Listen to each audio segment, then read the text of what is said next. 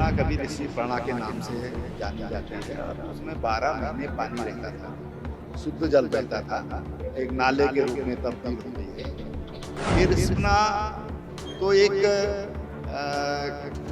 एक नदी का नाम है, लेकिन हम ये चाहते हैं कि पूरे प्रदेश में, पूरे देश में लोग जागरूक हों कि हमको अपनी नदियों को स्वच्छ रखना चाहिए। जब राजनीतिक इच्छा शक्ति के साथ जुड़ जाती है, तो उस अभियान को पूर्ण होने में आसानी हो जाती है। तो मैं तो चाहूँगा कि तमाम जो राजनीतिक दल हैं, वो भी साथ में आएँ।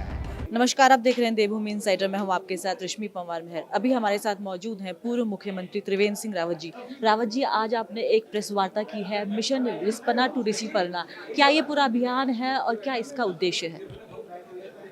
देखिए,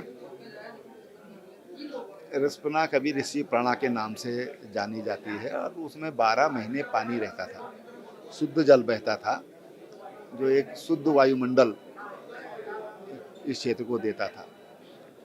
आज रिस्पना एक नाले के रूप में तब्दील हो गई है और इसलिए हमने ये अभियान पुनः चलाने की बात की है। पुनः क्योंकि 2009 में भी हमने मिशन रिस्पना टू ऋषिपर्णा चलाया था। उसमें रिस्पना नदी के सफाई का अभियान चालू किया था। तमाम संस्थाओं से सहयोग लेकर के हमने उस अभियान को चलाया था। अब हम पुनः इस अभियान को चलाएंगे ताकि रिस्पना ये पुनर्जीवित हो सके और इसमें फिर शुद्ध जल ले जाए। ये कूड़ा करकट वाहिनी जो बन गई है, ये जल वाहिनी बने। सर, पिछले कुछ समय पहले एक स्टडी हुई थी जिसमें देश की सारी जो नदियां हैं उसके बारे में जो स्टडी है, उसमें देहरादून की कई नदियां जो ट्रिब्यूटरीज हैं वो सबसे प्रदूषित नदियों में गिनी गई थी, जैसे सुशवा नदी हो गई, रिस्पना नदी हो गई। उसको लेकर आपका क्या कहना है?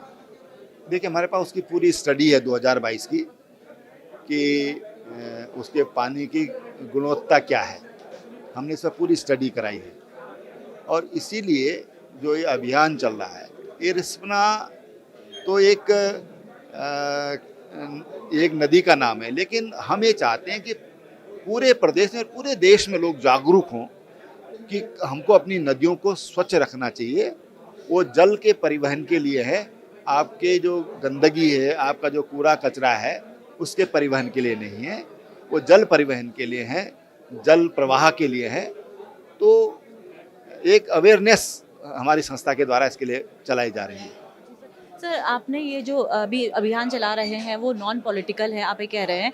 तो जो पॉलिटिकल पार्टीज हो गई या जो नॉन पॉलिटिकल हो गए, दोनों ही जो इंस्टीट्यूशंस हैं वो कितने ज़रूरी हैं इस तरह की चीज़ों में? देखिए, किसी भी अभियान को चलाने के लिए जब राजनीतिक इच्छा शक्ति उसके साथ जुड़ जाती है, तो उस अभियान को पूर्ण होने में आसानी हो जाती है।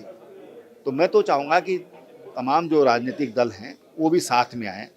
मैं तो यहाँ तक भी कहने को तैयार हूँ कि अपना झंडा लेकर आना चाहते तो मैं झंडा लेकर के आएँ और आएँ, सब लोग आएँ, तो कहीं तो हम एक हों। सर, अगर युवाओं की बात करें तो आप आह्वान कर रहे हैं, उनमें युवाओं के लिए आपका क्या संदेश है? मैं युवाओं से कहना चाहता हूँ कि देखिए, आप भविष्य हैं।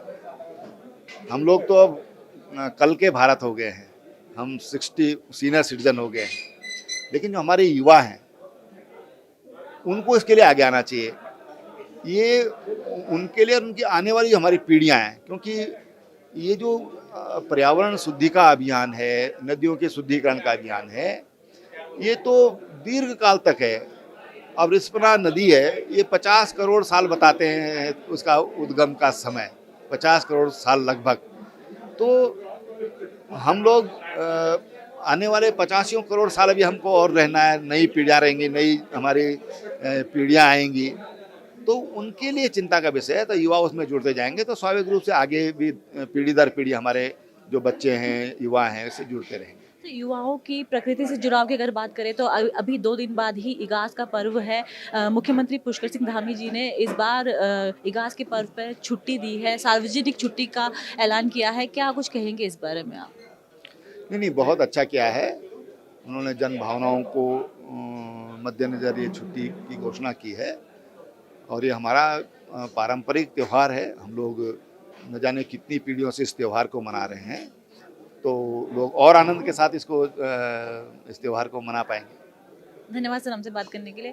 ये थे हमारे साथ पूर्व मुख्यमंत्री त्रिवेंद्र सिंह रावत जी, जिन्होंने आज जो उनका मिशन स्पना टू ऋषिपर्णा अभियान है उसको लेकर हमसे बातचीत की। कैमरामैन आकाश श्रीवास्तव के साथ रश्मि पवन में देवभूमि इनसाइडर। आज ही डाउनलोड करें देवभूमि इनसाइडर ऐप।